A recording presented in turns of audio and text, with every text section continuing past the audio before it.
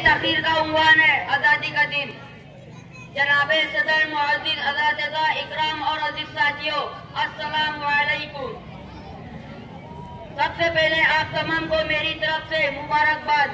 हजरात, ये वही आजादी का दिन है जिसको हासिल करने के लिए हमारे आबा अजदाद ने बहुत से मुश्किलात और मसाइब का सामना किया। ये वही आजादी का दिन है जिसको हासिल करने के लिए हमारे आबा अजदाद ने बहुत सी कुर्बानियां पेश की। ये वही आजादी का दिन है जिसको हासिल करने के लिए महात्मा गांधी ने खुद को भूख से दो चार किया। ये वही आजादी का दिन है जिसको हासिल करने के लिए अशफाकुल्लाह खान ने फांसी के फंदे को चूमा।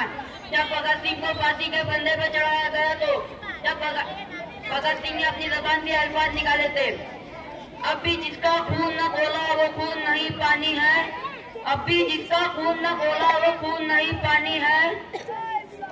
जो देश के काम न आए वो बेकार जवानी है।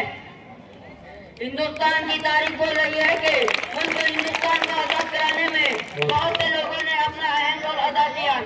और अगर हम बहादुर शाह जफर की बात करें, जब 1857 की जंग में बहादुर शाह जफर को करंगून की काली कोठरी के पीछे धकेला गया तो अंग्रेजों ने कहा था कि दमदमे में दम नहीं अब खैर मांगू जान की, दमदमे में दम नहीं अब खैर मांगू जान की, ऐ जफर ठंडी हुई शमशीर हिंदुस्तान की।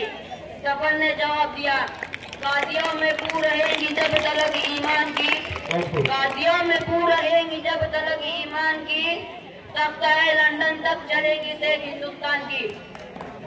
हिंदुस्तान को आजाद कराने में सिर्फ बुजुर्गों का नहीं बल्कि बच्चों से लेकर बड़ों तक हर एक ने अजीम रोल अदा किया। मैं इस शेर के साथ अपनी तकरीर खत्म करना चाहता हूँ। जमी पर घर बनाया मगर जन्नत में रहते हैं, जमी पर घर बनाया मगर जन्नत में रहते हैं। हमारी खुशनसीबी है कि हम भारत में रहते हैं। जय हिंद।